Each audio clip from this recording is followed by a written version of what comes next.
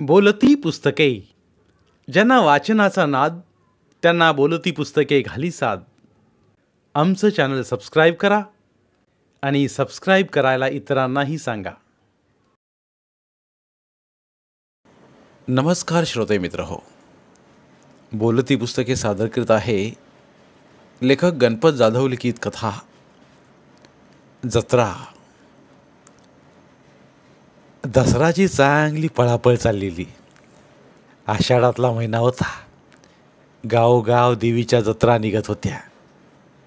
दसरानं खूप वर्षांपूर्वी नवस केलेला लग्न झाल्यावर. इतकी वर्ष गेली पण फेडणं झालं नाही.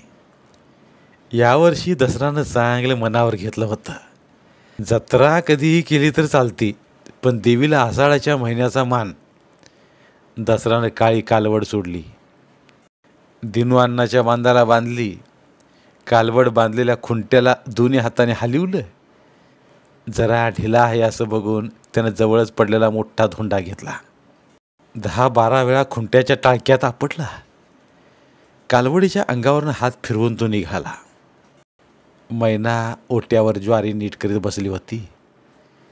जवळ आल्या नवऱ्याकडे तोंड करीत ती बोलली, कधी जाताय भवाळीला? अगं हे घरचं सरना झालंय की. मी आहे की, करते सगळं. निघा तुम्ही. कशाचं करते? म्हशीसारखी बाय तू. हाल्या म्हणलं ते हालायचे नाही. म्हैस उधळली म्हणजे आवडती या काय कुणाला? बरं बरं, भवाळीला फोन केलता का नाही? भवाळीला फोन लागत नाही. राजा बघून आला 2-4 वेळा. मग कसं ग? काय नाही होत. जयसिंगानं त्या दिवशी सांगितलं ना मग. असं आदमासानं जाणं दसराला अवघड वाटत होतं. माणसं घावाय पाहिजे ती, नाहीतर उगाच हेलपाटा व्हायचा. दसरा पाण्याच्या टाकीवर गेला. टाकीची तोटी चालू केली.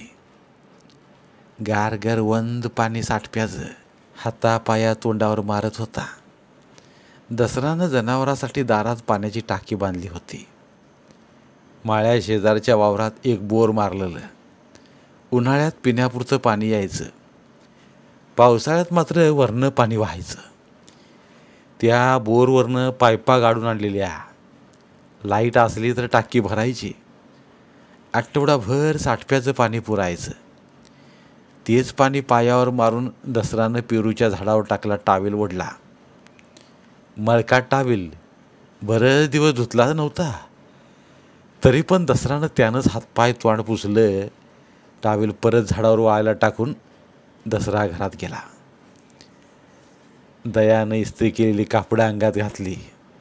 डोक्यातनं कंगवा फिरवत बोलला, अगं ये, पैसे दे की तिकिटाला.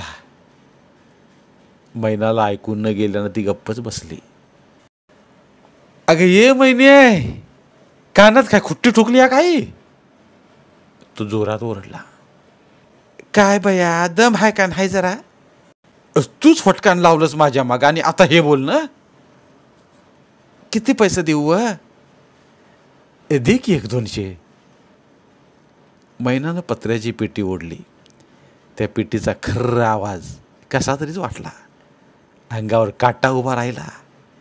मैनानं कुलपाला हात घातला, पण दुसऱ्या क्षणी तो हात कपाळावर मारून घेतला. काय गे, काय झालं?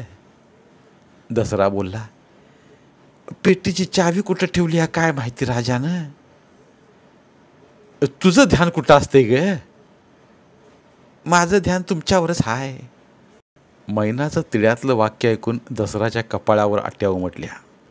माटकन खाली बसत बोलला, आईला कुठलं काम करायचं म्हणलं की 17 भानगडी मागे. अगं ये, घरात असते का नाही तू? हा, तुला एक वस्तू कुठं ठेवली ती माहीत नाही? नवऱ्याचं बोलणं पुरं व्हायच्या अगोदरच मैनानं घर सोडलं. राजाला हुडकायला. राजाला हाका मारीत वस्त्या फिरू लागली ती. राजा शाळेच्या पटांगणात क्रिकेट खेळत होता. फिल्डिंग करणाऱ्या पोरांनी तुझ्या आई हाक मारतीया म्हणून सांगितलं, पण राजा बॅट सोडायला तयार नव्हता. एकदा बॅट हातातनं खाली ठेवली तर पोरं आपलं राज देणार नाही ती या विचारानं तो खेळत होता. शाळेच्या भोवतीनं तिनं किती हाका मारल्या पण राजानं वो दिली नाही. शाळेच्या मैदानात राजाला बघताच तिच्या तळपायाची आग मस्तकाला गेली. ती जोरात ओरडली, तुझा मुर्दा बसविला तुझा, सगळ्या वस्त्या पालत्या घातल्या आणि तू तू हित आहे वय. राजा तिला कसलीही प्रतिक्रिया देत नव्हता. पोरांनी खेळ थांबवला तेव्हा राजा आईवर जोरानं खेकसला. काय ग, काय काम आहे, माझं मड उकरायचं आहे गारीतनं. सारी पोरं खो खो हसू लागली. राजा मात्र हसला नाही. जागेलाच उभा राहिला केळीच्या खुट्ट्या घेत, हातात बॅट धरून. अरे ये राजा, पेटीची किल्ली कुठं आहे रे? हाय त्या पितळेच्या डब्यात. राजा जाग्यानंच ओरडला. मैना माघारी फिरली.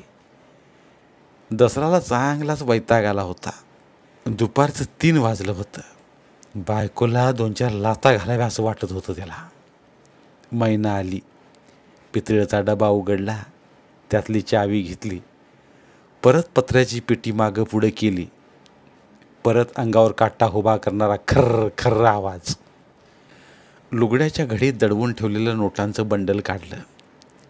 10-10च्या 20 नोटा 20 वेळा मोजल्या. बाकीचं बंडल परत लुगड्याच्या घडीत सारून ठेवला. पेटीचं झाकण लावलं, पण कुलूप लावायच्या भानगडीत ती पडली नाही. नोटा हातात घेऊन दसराजवळ आली. हे घ्या पैसे. पेटी तिकडं. किती वेळ झाला, जायाचा वेळ राहिला का आता? नाही येणं झालं तर आजच्याला मुक्काम करा. काय परक्याच्या घरी चाललाय होई, सासूरवाडीला चाललाय ना मग? अगं परक्याचं घर नाही, पण मी एक कामाचा माणूस आहे. सगळ्या भानगडी एकट्यालाच निस्ताराव्या लागत्यात. यावर मैना काहीच बोलली नाही. दसरा उठला. मैनाच्या हातातलं पैसे हिसकावून घेतल्यागत घेतलं त्यानं. न बोलता घराकडं पाठ करून चालू लागला. दसराला काळजी लागली. इथनं गावात जायचं, गावातनं गाडी धरून पंढरपुरात जायचं आणि तिथनं पुढं भवाळीला. आत्ता जाणं काय खरं नाही, पण निघालोय तर खरा. गावात जाणाऱ्या डांबरी रस्त्यावर उभा राहिला. सुगावकडनं येणाऱ्या वाहनाची वाट बघित. बराच वेळ झाला पण कोणतंही वाहन सापडना त्याला.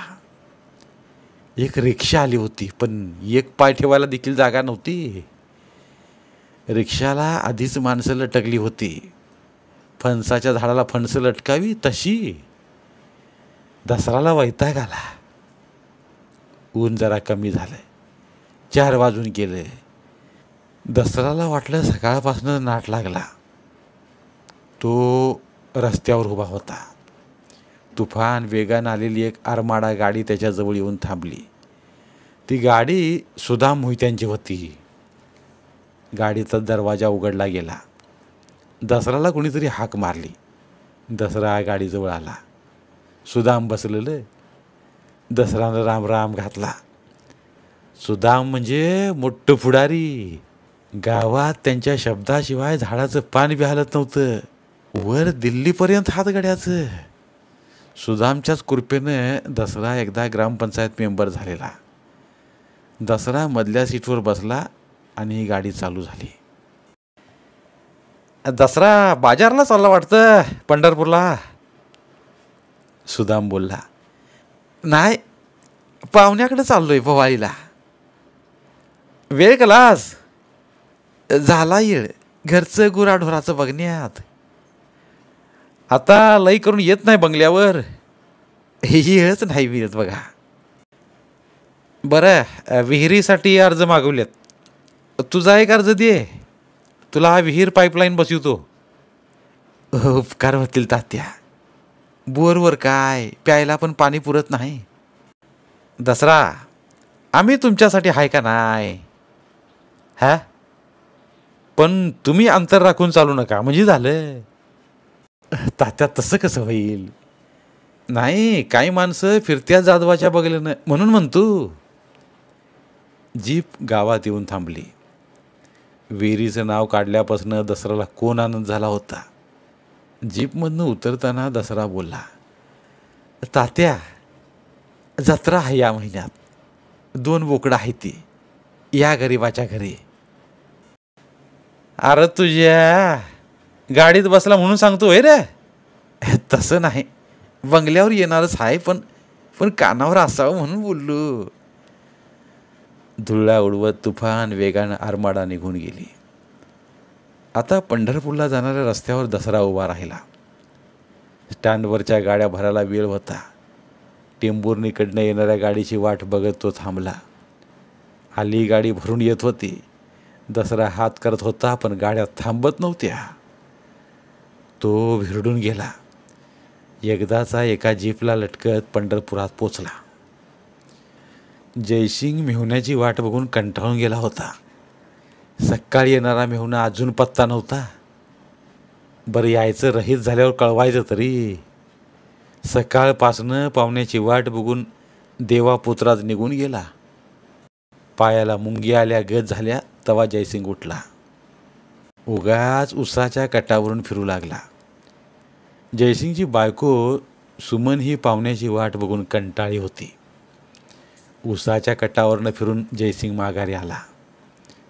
जयसिंगकडे बघत सुमन बोलली, नवरी आईच्या पोटात असती तवरच तुमची लग्नाची घाई चालू होती बघा. का ग? अव पाहुणं येणार म्हणून सकाळपासून मला एक काम धड नीट करू दिलं नाही तुम्ही. अगं, पण पाहुणे येणार म्हणून मी. एवढ्यात रस्त्यावर दसरा येताना दिसला. नवरा बायकोचं बोलणं बंद झालं. मेहुण्याकडे बघत जयसिंग बोलला, काय दाजी एवढा वेळ? दसरा काहीही बोलला नाही. परत जयसिंगच बोलला, सकाळपासून देवानं तुमची वाट बघितली आणि दुपारी गेला परगावला. दसऱ्याला थोबाडात मारल्या गत झालं. चायला सकाळपासूनच नाट लागला. त्यो मनातल्या मनात बोलला. ज्या कामासाठी आलोय ते काम नाही म्हणल्यावर दसरा डोकं धरून बसला. अस्वस्थपणे चुळबुळ करू लागला.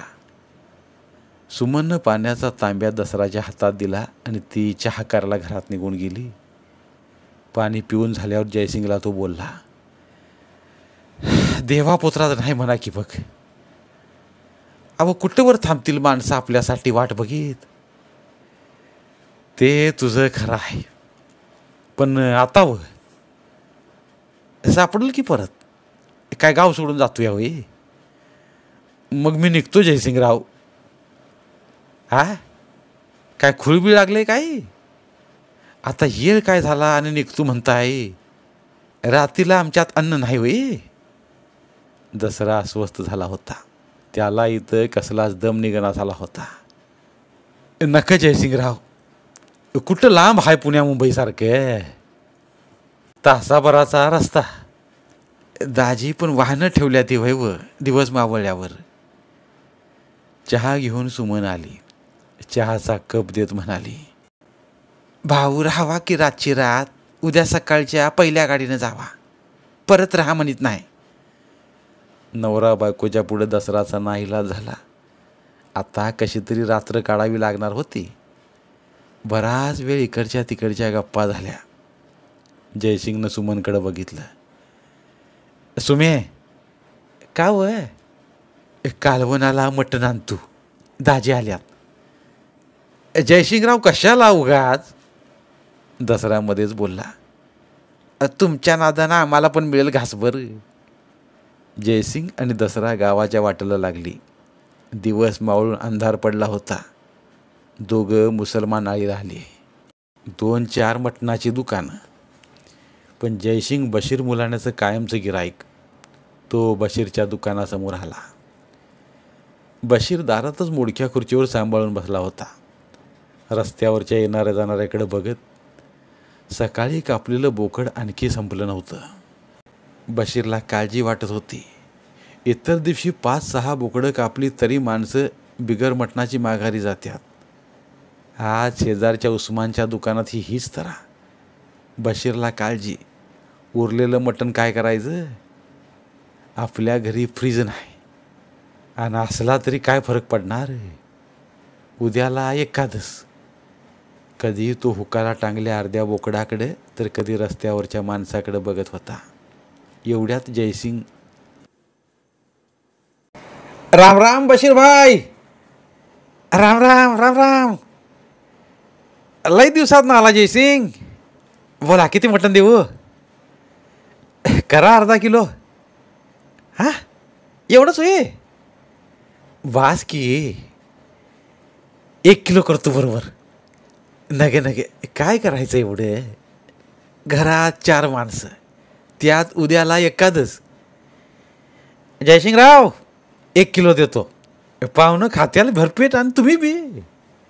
बशीर भाई भरपेट मटण खायचं दिवस आहेत होय आता. 200 रुपये किलोला लागतात. बाईची 4 दिवसाची मजुरी द्यावी लागती 1 किलोला. जयसिंगराव अर्ध्या किलोचं पैसे द्या. उरलेल्या अर्ध्या किलोचं पैसे द्या सवडीनं. यावर बशीर काही न बोलता 1 किलो मटणाचा खिमा करू लागला. नाविलाजानं 1 किलो मटण घेऊन जयसिंग निघाला. मेवण्याचा गेलेला मूड परत आणण्यासाठी जयसिंगनं दारूचं दुकान गाठलं. 2-2 ग्लास जाग्यावर घेतली. जेवताना म्हणून मोठी एक बाटली घेतली. सुमनच्या हातात मटणाची पिशवी देताना तिला दारूचा वास आला. पण पाहुणा आल्यात म्हणताना ती काही बोलली नाही. चुलीवर मटण शिजत होतं. सुमन मटणाला जाळ घालीत होती. दुसऱ्या खोलीत दोघं येताना आणलेल्या बाटलीच्या मागं लागलं होतं. ग्लास तोंडाला लावीत लावीत बोलणं चाललं. दाजी बोकडं घेतली का नाहीत. नाही ती का व. देवाला विचारल्या बिगार कशी घ्यायची. बोकडं काय 50 मिळते आली खिशात पैसे असल्यावर. सांगोल्याचा बाजार तर आहेच की. खरं आहे तुमचं. रविवारी सांगोल्याला गेलं म्हणजे बोकडं येते आलं. पण दाजी जत्रा झाक झाली पाहिजे. जयसिंगराव देवाच्या कारणाला मी मागं सरणारा नाही. तुमचं बरोबर आहे दाजीबा. देव देणार आणि देवच नेणार व. आपलं काय जातंय. पण पोरग राजा राडा घालतंय काय की. कसला व. पोत्राज व्हायला नको म्हणतंय. शाळा शिकणार म्हणतंय. दाजी ती 12 गाड्या विद्येची मालकीन हाय. तिच्यामुळं सारं जग फिक. पण मग सांगा की भाच्याला समजावून. दाजी राजाकडे बघतो म्या.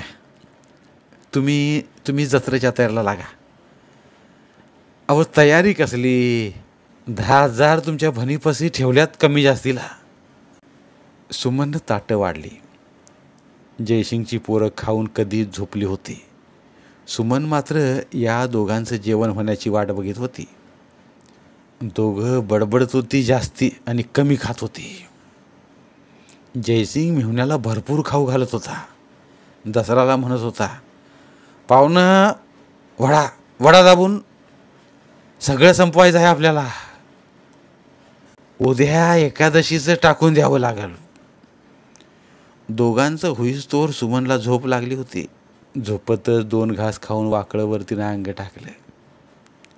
गावाकडं निघताना दसरा जयसिंगला सारखं बजावीत होता. देवा पोत्रा झाल्यावर फोन करा शेजारच्या दिलीपच्या फोनवर. कसं दाजी फोन कशाला करू. घेऊनच येतो की त्याला मोहरं घालून तुमच्याकडे. हा ते चांगलं आहे बघा. काम न झाल्यामुळं कष्टी झालेला दसरा घरात टेकला. तेला बघून दारातली कालवंड हंबरू लागली. नवऱ्याला हातात पाण्याचा तांब्या देत मैना बोलली, झाली नव भेट देवा पुत्राजाची. तुम्ही माझ्या मागं नाट लावल्यावर कशी भेट होईल. आल्या आल्या आपलं बोलणं आपल्यावरच उलटलेलं बघताच मैना नवऱ्यावर ओरडतच बोलली, चांगलं विचारायला गेल्यावर चांगलं सांगावं माणसानं. विचारावं तेव्हा कुत्र्यासारखी व्हाव व्हाव. मैनानं कुत्र्यासारखी म्हणताच दसराची तळपायाची आग मस्तकात गेली. तो चाटकन उठला. बाक्कन मैनाच्या पोटात लात घातली. हातानं 2-4 ठोसं लगावलं. आईला तुझ्या बघावं तवा तुझी किरकिर. तुझ्या तुझ्या किरकिरीनं कुठलं काम होईना. जवळ ठेवलेला भरलेला पाण्याचा तांब्या लांब फेकून देतो उठला. च्या आईला घरलाच येऊ नये असं केलं हिनं, असं म्हणत घरातून बाहेर पडला तो. डोकं भणभणत होतं. नदीच्या मळीला जाऊन बसला. नदीवर कोळी मासं धरीत होतं. त्या जाळ्याकडे बघत दसरा बसला. जाड शीळ जाळं वडता वडता कोळ्यांच्या नाकी नऊ आलं होतं. त्याला गंमत वाटत होती. इकडं मैना स्वतःलाच दोष देत होती. आपण नवऱ्याला असं बोलायला नाही पाहिजे होतं. दमलं भागलं माणूस, त्यात काम झालं नाही. आपण उगाच बोलून गेलो. सकाळी भाकरी खाल्ली का नाही काय माहिती, काय उपाशीच गेलं कुठं. तिला अपराध्यासारखं वाटत होतं. काळोख वाढत चालला होता. मैना जास्तच अस्वस्थ व्हायला लागली. अंगणात खेळणाऱ्या दयाला ती म्हणाली, दया, तुझा बा आहे काय बघून ये रे तात्याच्या वस्तीवर. तात्या म्हणजे मैनाचा दीर. त्याची वस्ती जरा अंतरावर. दयानं ऐकून न ऐकल्यासारखंच केलं. त्याला टी व्हीवरचा चित्रहार बघायचा होता. मैनानं दुसऱ्यांदा आवाज दिल्यावर दया नुसता तोंड वर करून काय असं म्हणाला. अरे तुझा बा दुपारी गेलाय घरात न रागाच्या भरात. तात्याच्या वस्तीवर हाय का बघून ये जरा. सारखं सारखं मलाच सांगतील. राजाला बघायला सांग, मी नाही जाणार. राजाचं मड घरी येतंय काय लवकर. क्रिकेट शिवाय त्याला काय सुचत नाही रातींध्या. आत्ता आपण नाही म्हणलं तर आई मारल म्हणून दया नाखुशीनंच पाय आपटत आपटत तात्याच्या वस्तीकडे चालला. दया तात्याच्या म्हणजे दिराच्या वस्तीवर गेला तो तिकडंच खेळत बसला पोरात. वाटेवर जराशी खुसफुस झाली तरी मैना कान टवकावून बघत होती. चुलीला जाळ घालता घालता रस्त्यावर नजर ठेवत होती. इकडं दसराच्या पोटातही भुकेचा डोंब उसळलेला. काहीतरी झणझणीत खावं म्हणून कोळ्याकडनं 4-5 मोठालं मासं घेतलं. घराच्या वाटेनं निघाला. रस्त्यावरच दारूचं पावकं घेऊन पांड्या बसलेला. त्याच्या बुतीनं दारुड्यांची बडबड चाललेली. जास्त तर्र झालेल्या दारुड्यांना पांड्या हुसकावून लावित होता, कालवा नको म्हणून. पण ती लोक फिरून पांड्याजवळ येऊन कालवा करीत होती. झिंगलेली माणसं बघून दसरा राहवलं नाही. पांड्याकडनं 2-3 ग्लास घेतली पण चढल्यासारखीच वाटना. म्हणून दसरा बोलला, पांडू, दारू विकतोयास का पाणी. 3 ग्लास घेतले पण काय बी होईना. दसरा मामा, यासाठी खिशात बक्कळ पैसा असावा लागतो. या तू पिणार 10-5 रुपयाची आणि म्हणणार चढली नाही. अरे पण 10-5 रुपये का झाडाला लागतात काही. दसरा मामा, एवढाच कंड असेल तर कर खिसा उघडा आणि पी बारमधली. खिशात नाही दाना आणि बाजीराव म्हणा.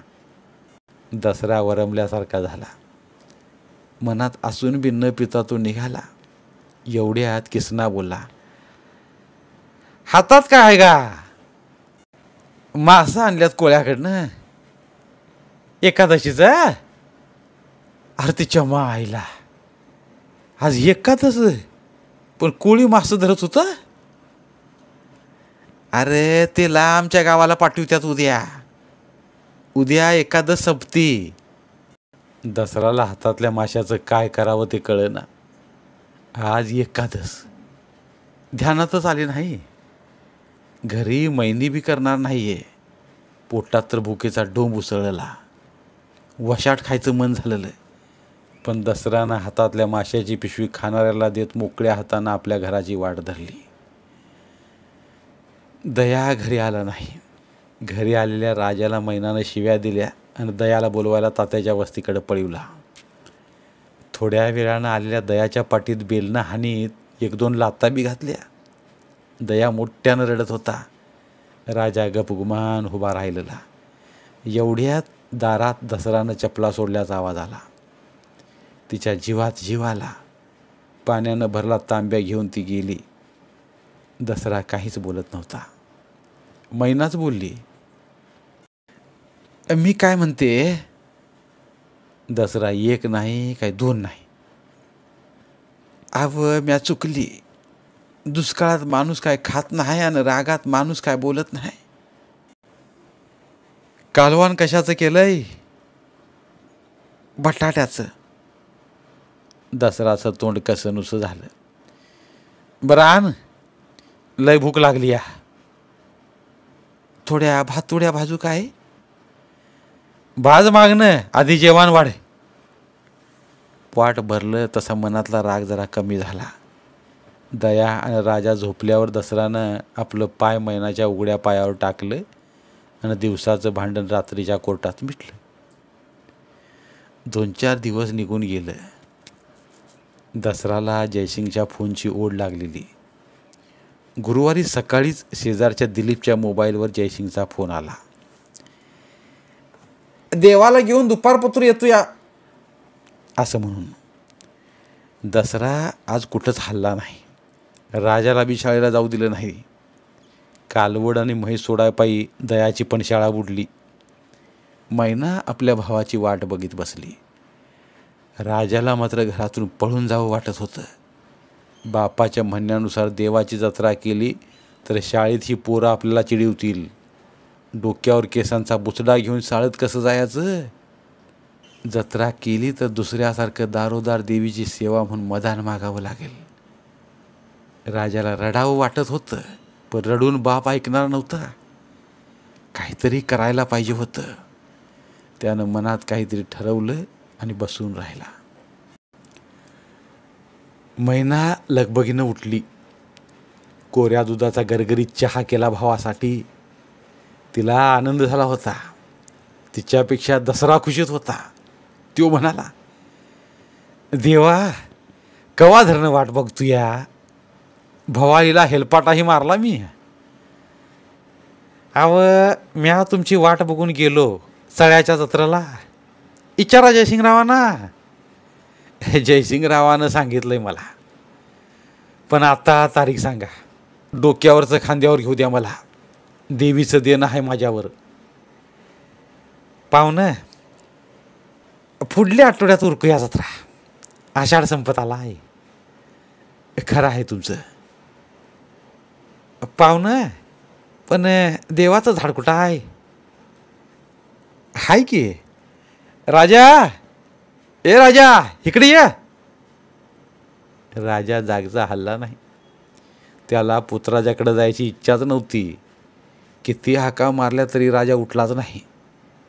पोरगं उठत नाही हे बघून दसरा बोलला, देवा जत्रा करायचं पोराच्या मनात नाही.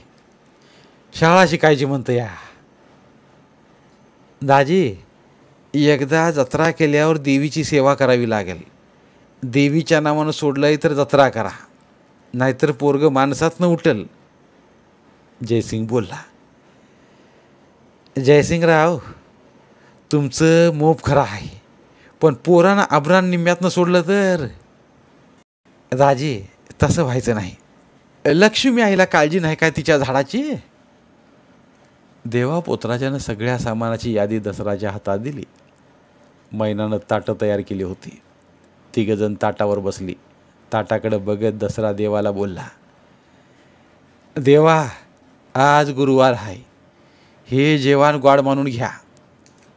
त्यावर तिघही खळखळून हसली. हातावर पाणी ओतलं. ओट्यावर टाकल्या सतरंजीवर बसत देवा पुत्राच बोलला, पाहुणा मी सांगितलेलं काय बी विसरू नका. नाही बा, तसं कसा विसरीन? नाही म्हणजे जत्रा म्हणजे जोखमीचं काम असतं या, म्हणून बजावलेलं बरं. मेवण्याला बाजूला बोलावून जयसिंग बोलला, दाजी इसार द्या की सत्राचा. किती हो? 2000 रुपये मागतो या देवा. सगळंच होई? 1000 राहत्यात ते नंतर द्या म्हणतोय. दसरा घरात गेला. स्वयंपाकघरात बसल्या मैनाला बोलावलं. परत त्या पत्र्याच्या पेटीचा आवाज आला. खर्र, अंगावर काटा आणणारा. कुलूप उघडलं. 100च्या 10च्या नोटा वारंवार मोजून नवऱ्याच्या हातात दिल्या. दसरानं मेहुण्याच्या हातात ते पैसे दिलं. जयसिंगनं ते मोजलं, देवाच्या हातात दिलं. मोजलेलं पैसे देवानं बंडीच्या खिशात घातलं. शुक्रवारी जत्रा आहे म्हणून वारंवार सांगितलं. आता जयसिंग आणि देवा नजरेआड झाली. घरात पळापळ चालू झाली. राजानं युक्ती काढली. आपलं दुःख पाटील सरांना सांगितलं. पाटील सर अंधश्रद्धा निर्मूलनाचा कार्यकर्ता. दसराला भेटायला ते सकाळीच आले. सर आले म्हणून दसरानं चहा करायला सांगितला. सरांनी बोलायला सुरुवात केली. तुमच्या घरी जत्रा आहे असं ऐकलंय. वय आहे की शुक्रवारी. कसली जत्रा ही? सर, माझं लग्न झालं 4 वर्ष पोटाला पोर नव्हतं. तवा नवस केला दहिवडीच्या लक्ष्मी आईला आणि मग राजा झाला. म्हणून राजाची पट्टी बसवायची आहे उद्या शुक्रवारी. दशरथ, मागास जातीची लोक आता असलं सोडून द्यायला लागलेत. आभराण टाकलेली माणसं आज खूप मोठी झालीत आणि तुम्ही या युगात पोराची जत्रा करताय. सर, त्या महाराणी बुद्ध धर्म घेतलाय म्हणून ते देवाला सोडतीयात. आपण कसं सोडावं व? अहो, देव कोण सोडा म्हणते तुम्हाला? पण असल्या प्रथा सोडा म्हणतोय मी. दसराला सर म्हणजे संकट, मोठं संकट आल्यासारखं वाटू लागलं. दुसरा कोण असता तर 4 शिव्या देऊन वाटायला लावला असता. पण आता काहीच बोलता येईना. दसऱ्यापुढं हे संकट टळण्याची वाट बघत बसण्याशिवाय पर्याय नव्हता. सर, तुमचं खरं आहे. पण राजा पोतराज म्हणून नाही फिरला तर चालेल, पण देवीच्या नावानं आभराण घालू द्या एकदा अंगावर त्याला. दशरथ, पोरग शाळा शिकून साहेब होईल. बाबासाहेबांनी खूप मिळवून ठेवले तुम्हा लोकांसाठी. तुम्ही जत्रा करा, पण पोराला पोतराज वगैरे करू नका. लोक त्या पिंजऱ्यातून बाहेर पडायला बघायला लागलीत. तुम्ही त्याच पिंजऱ्यात कोणताय पोराला? आता मात्र दसरा सरांचं ऐकणं जीवावर आलं. ही ब्याद कधी टळायची तो वाट बघू लागला. पाटील सरांनी दसराची गुची ओळखली आणि बोलले, मी काय म्हणतोय ते पटतंय का? दसरा काहीच बोलला नाही. सरच उठले. पोराला जगू द्या मुक्त. त्याला मोठं होऊ द्या. त्याच्या आयुष्याचं झाड तोडू नका म्हणत ते निघाले. दसऱ्यानं मुक्यानं संमती दिली. दसराला सुटल्यागत वाटलं. दसरा रविवारच्या बाजारला सांगोल्याला गेला. बाजारातनं 2 बोकडं घेऊन येताना तो दिसला. बोकडं मागं मागं ओढ घेत होती, पण दसरा त्यांना पुढं ओढीत होता, राजासारखंच. मैनानं 2-3 पायल्या ज्वारी दळून आणली. डंकावरनं मिरच्या कुटून आणल्या. देवानं दिल्या यादीप्रमाणे सारं सामान आणलं. काही विसरला नाही ना याची दसरा सारखी खात्री करून घेत होता. गुरुवारी संध्याकाळी देवा पोतराज आणखी 2 पोतराजांना घेऊन आला. जयसिंग बायका लेकरांसकट आला. दसरा गावात मुलाण्याला सांगून आला. कुंभाराच्या आव्यावर मातीच्या घागरी सांगून आला. घरचं काय आणि विकतचं काय असं 7-8 बांधलेलं कोंबडं कोपऱ्यात करत होतं. जवळ माणसांची हालचाल झाली की असहाय्यपणे फडफडत होतं वांजुट. दुसऱ्या दिवशी पाहुण्या रावळ्यांची रांग लागली घरला. देवा पोतराजांना आभराण घातलं होतं. तोंड रंगवलेले पोतराज भेसूर दिसत होते. मातीच्या घागरी डोक्यावर घेतलेल्या बायकांनी कुंकवाचं मळवट भरलं होतं. हलगी, सूर, सनई वाजत होती. पोतराज नाचायला लागले. कोणीतरी मोठ्यानं मध्येच ओरडत होतं, मरी आई लक्ष्मी आईचं चांग भलं. राजाला नवीन कापडं आणली होती. राजाला आंघोळ घातली. ओल्या अंगानंच तो जत्रेबरोबर चालू लागला. बळबळच. जत्रेच्या मागणं कोणीतरी लिंबाचं डहाळ शिंगात अडकवलेल्या बोकडांना ओढत होतं. बोकडंही भेदरली होती राजासारखी, पण गर्दी मागणं चालत होती. जत्रेची गर्दी लक्ष्मी आईच्या देवळाकडं नाचत ओरडत घुमत चालली होती. पोतराज नाचत होते. हलगी चढ्या आवाजात वाजत होती. सनईची सारखी वाजणारी तीच ती धून माणसांना मोहिनी घालत होती. सारं वातावरण भारल्यासारखं. राजाच्या पायात बेड्या घातल्यासारखा चालत होता. सगळीकडे एकच कालवा, गोंधळ. मर्याई लक्ष्मी आईच्या नावानं चांग भलं. जत्रा शाळेच्या समोरच्या रस्त्यावर आली. काय वाजतंय ते बघायला शाळेतली सारी पोरं बाहेर आली. राजा लाजला. त्याला मेल्याहून मेल्यासारखं झालं. शाळेजवळ पोतराजाने नाचायला फेर धरला. राजालाही मध्ये ओढला. राजा गप्प उभा होता. त्याच्या भोवतीनं पोतराज नाचत होते. दसरा हसऱ्या मुखानं बघत होता. मोठमोठ्या मर्याई लक्ष्मी आईच्या नावानं चांग भलं असं म्हणत होता. जत्रा देवाजवळ पोचली. पूजेच्या सामानाची मांडामांड झाली. 2 मुलांनी आपल्या सुऱ्या बाहेर काढल्या. बोकडं धरणीवर पाडली. जमिनीवर धडपडणारी बोकडं बघून राजाला रडूच आलं. त्याला गार गरवंद पाण्यानं आंघोळ घातली. 4-2 बाया घुमत होत्या. देवा पोतराजानं राजाला कुंकवाचा मळवट भरला. हाताच्या अंगठ्यात चंग वाजू लागला. हलगी साथ करू लागली. आरती सुरू झाली. मुलाण्यानं बाह्या सावरल्या. हलगीचा आवाज बेफान झाला होता. देवानं राजाचं मुंडकं धरलं तसं मुलाण्याने बोकडाची मुंडकी पायात दाबून धरली. गर्दीतनं चांग भलं उठलं. राजा भेदरून तोंड फुगून उभा होता. देवानं देवीचा आसूड त्याच्या गळ्यात घातला. मुलाण्याने बोकडांच्या गळ्यावरून सुरी फिरवली. बिगर मुंडक्यांचं धड धडधडू लागलं. थडथड उडू लागलं. मर्याई लक्ष्मी आईच्या नावानं चांग भलं. सार रान त्यानं आणलं. धडधडणाऱ्या बोकडाच्या धडाकडं राजा बघत उभा राहिला. हकनाक बळी गेला होता त्याचा जीव. राजा आणि बोकडाला बळी दिलं होतं. आता आयुष्यभर राजाला जगावं लागणार होतं डोकं नसलेल्या धडासारखं. दसरा मात्र आनंदात होता. जत्रा झाक झाली म्हणून. धन्यवाद. पुन्हा भेटूया एका नवीन कथेसह.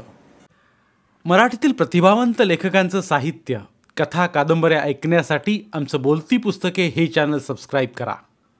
आणि मराठी साहित्याचा प्रसार करण्यासाठी प्रत्येक मराठी माणसाला सबस्क्राईब करण्यासाठी आवाहन करा. आणि बोलती पुस्तके या साहित्य चळवळीत सहभागी व्हा. आपले पुन्हा एकदा धन्यवाद.